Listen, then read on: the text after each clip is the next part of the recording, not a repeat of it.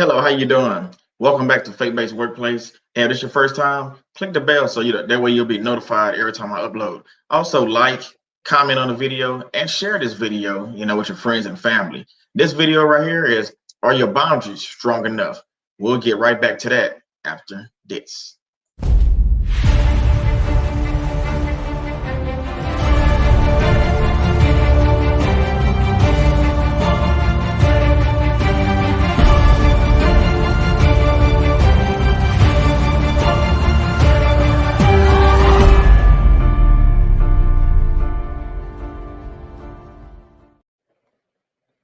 Hey, welcome back. Let's get right into this one.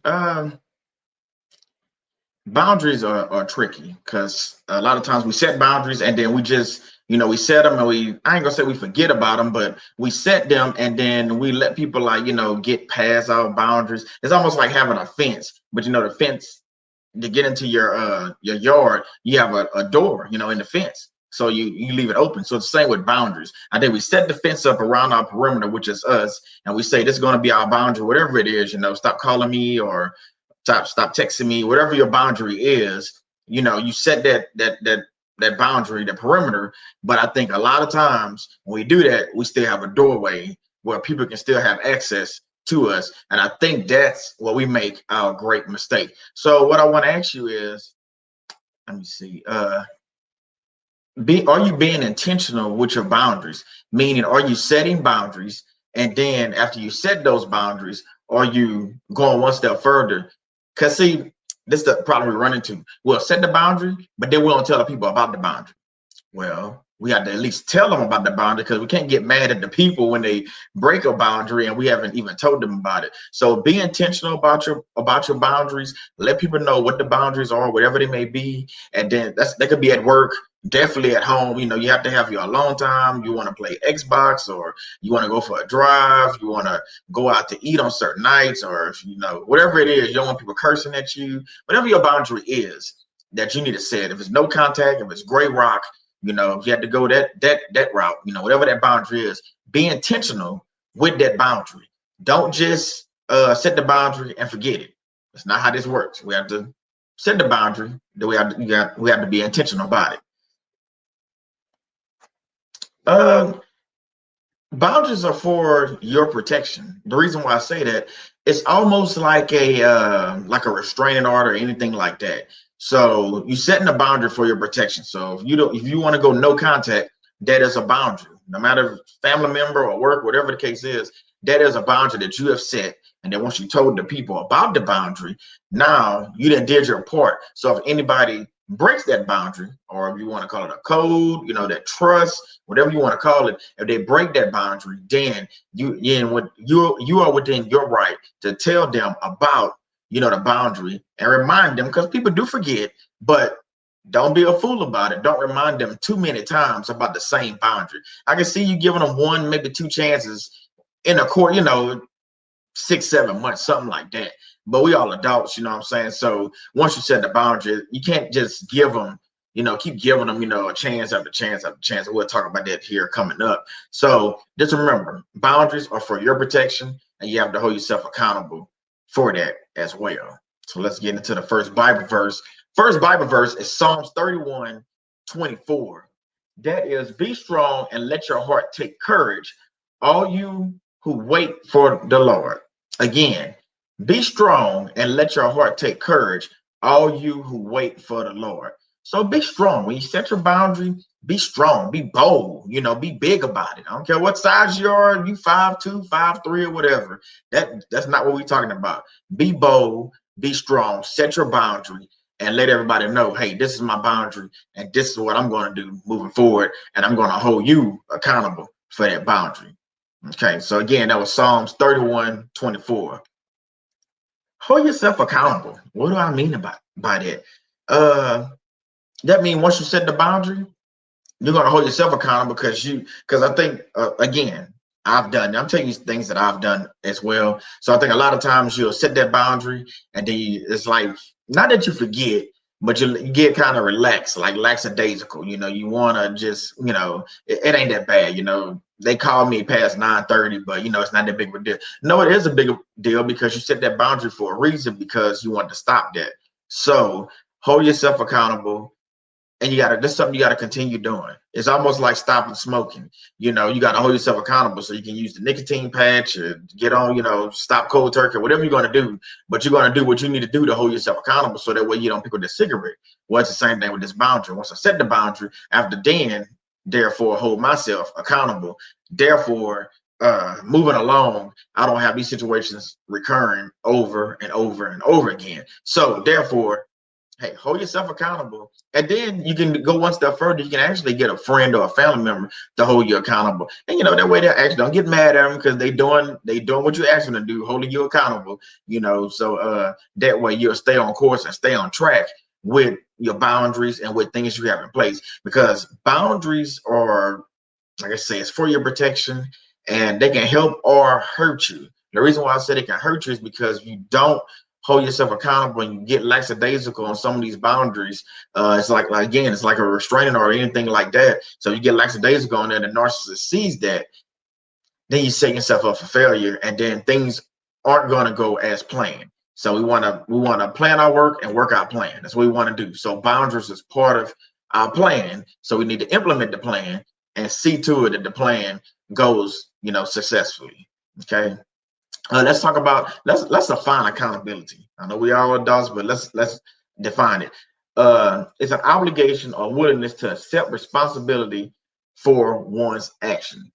That's accountability. So again, we got to hold ourselves accountable. Our action was setting the boundary.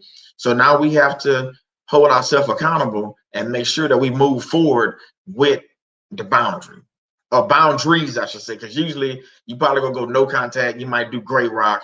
You might do low contact.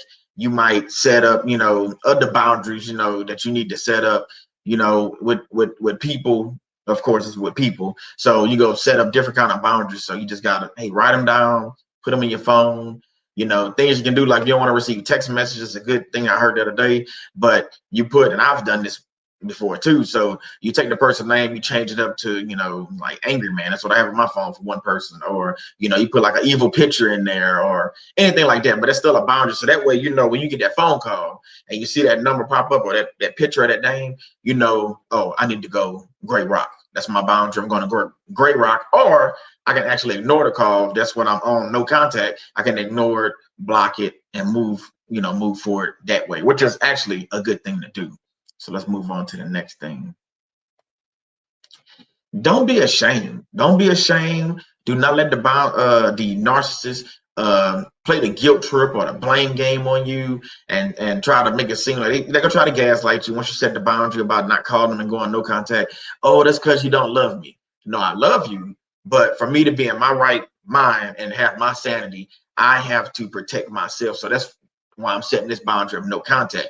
Do you have to explain this to them? No. We have to get out of the thing where we always want to explain. No means no. I don't care what language. No is no, yes is yes. So no contact is exactly what it is, no contact. So don't be ashamed about it. Don't feel guilty about it. If you got to go no contact with your whole family, that's something you're going to have to do, and you're going to have to work through it. I'm not going to say it's going to be easy, but once you set that boundary up, don't let certain family members in, because once you let some family members in, you know how that works. They start telling some of the business things you want. You don't want to tell, like, a lot of things you got going on, especially personal things. Once you done went no contact, you don't want to share personal business. You don't want to tell people about things you have going on at work. If you're building a new house, you don't want to let them know these things, because they're going to try to use all these things against you, or try to find ways to stop your production. And that's not what you want. So again, don't be ashamed dealing with these people, and don't let them gaslight you into thinking that, oh, wait, I might have made a bad or costly decision by going no contact. No, you went no contact for a reason. So you got to stay no contact for as long as it takes. I'm not saying you got to stay no contact forever, but I know people that have been no contact for years. And when I say years, I mean, like, I talked to somebody today, real good friend of mine, say he been no contact for 11 years. I know somebody else been no contact for like 20 years. People been no contact for 3-4 years. So, and they say they're not going back. So it's a reason why they went no contact, and there's a reason why they're not going back. So don't let them play that guilt trip and that blame game and have you feeling ashamed of why you did that. Because once you start second guessing yourself, then you're gonna be like, man, maybe I should let them back in. And I'm gonna ask you, did God tell you to let them in? If God told you, if you prayed about it and God told you to go no contact, He's protecting you, and He's telling you that some of these people, friends or family or friends, however you want to say it, they can't go where God needs you to go. Now, everybody talk about Christian, that's for a whole nother story, but we know they got fake Christians out here. They got fake prophets out here. We got people that's not really for us. Now, it's the same people that, they'll tell you what you can't do. They quick to, oh man, you can't do that. You can't start that new business. You're not gonna be, big on YouTube. You can't write a book. You can't do this. You can't do that. But as soon as you make it, that's the same people that's gonna have their hand out, like, hey, where my cut? Where my piece of the pie? But they didn't want to support you the whole time. So just relax, calm yourself down, and realize that I set up these boundaries because to prevent things like that, to prevent people coming into my circle. Because me and my wife talk about this all the time. You have your inner circle where you have your real close friends. You got some outer circle people that you can kind of talk to a little bit, and you got people that's out of the outer circle. The people that's out of the outer circle, I have nothing to talk about, nothing to say. We have nothing probably in common. That's why you're on that outer circle. If that makes sense. So you got your inner circle to be your close-knit friends and family. You have that outer circle, still people that you can work with and have conversations with. You might not necessarily do business with them, but then you have the people that's outside of that. So that's boundaries. So if you think about it that way, the inner circle, that's a boundary I have for people that I know that's they know God, they know what narcissism is. They're not gonna question me about narcissists, things like that. People in the outer circle, they might understand narcissism a little bit. They don't really question me too much. They understand what's going on, but maybe I can't do business with them. And the people in the outer circle, that's just everybody else that I really can't talk to one way or the other. And that is the reason why I have these boundaries up. So it's like a 3-wall boundary or a 3-layer boundary, you can say. That's just a boundary that I have, so you have to do those things. So let's move right along to the next Bible verse. Psalm 62 and 6. 62 and 6 is, He is only my rock and my salvation, my fortress. I shall not be shaken. So all these narcissists out here running around, smearing your name, have the flying monkeys, the enablers. They have all these things in place, and they want to bring all these people against you. They're going to turn your family against you. So that's why you got to set a boundary and say, you know what? Like I said, you might have to go no contact with the whole family, because what the narcissists do, they'll infiltrate the flying monkeys and the enablers and your own family, and have your own family going against you. Well, when it happens, go ahead, set your boundary and move accordingly, because you don't want to be in a situation where you just set the boundaries, you let the people in, kind of get relaxed, you let the people in, and then you're like, that's a bad idea. I shouldn't have did that. And it happens, we people, we human, you love the interaction. You've been knowing these people for years, but I'm telling you, sometimes when you go no contact, you just got to stay no contact for life. Like my brother Danny says, he probably watch this video, he'll say it all the time.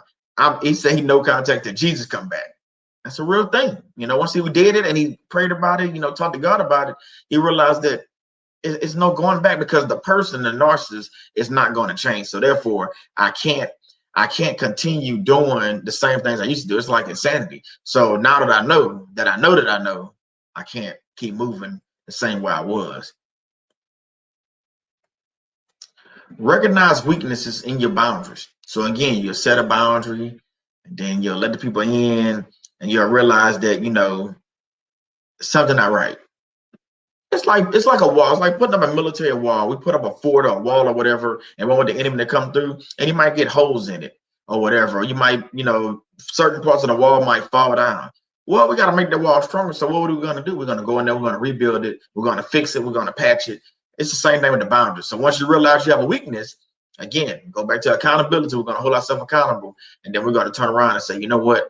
Let me fix this. Let me get this right. Let me do this the right way.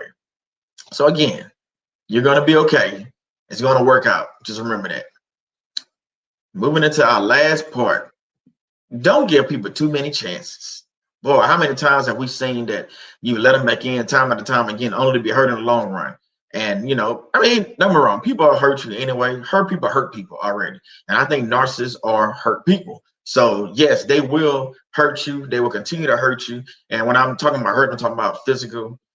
I see on Facebook all too often and different social medias that you see the woman like before and after shots. So it's like, you know once she's at the boundary, said she was going no contact with the ex, she's like full of life, and you can see her face is glowing, and she getting together. Same thing with the guys. It's like we call them energy vampire, just sucking the life out of you. So don't give people too many chances, because they'll have you in that state of confusion. They'll have you in that state of shock, and they'll just have you in a state where they're just slowly draining the life out of you. And I'm saying that literally and figuratively, they draining the life out of you. And that's not what we want. We want to live our life. We all have a purpose. God has given us, each one of us on this earth, he has given us a purpose and a mission. And if we let the narcissist control and overrun our boundaries, because our boundaries are not strong enough, what's going to happen is we will never fulfill our destiny. We'll never fulfill our purpose or our mission. So do not let the narcissist control you. Realize that you're not in it alone. You can always go to God in prayer, and watch YouTube channels like mine. I'm never one to tell you I'm the only YouTube channel, because I'm not. There's a lot of people with YouTube channels. So make sure you go out YouTube channel. You have therapy, you have counseling, you have coaching, things like that. So again, thank y'all for tuning in. Hey, again, it's been an honor spending time with you. I love, talking about the narcissists and exposing them, one narcissist at a time. We'll keep exposing people, keep talking about it, and keep teaching people about these evil people. Hey, God bless you. I'll see you next time on Faith-Based Workplace. God bless.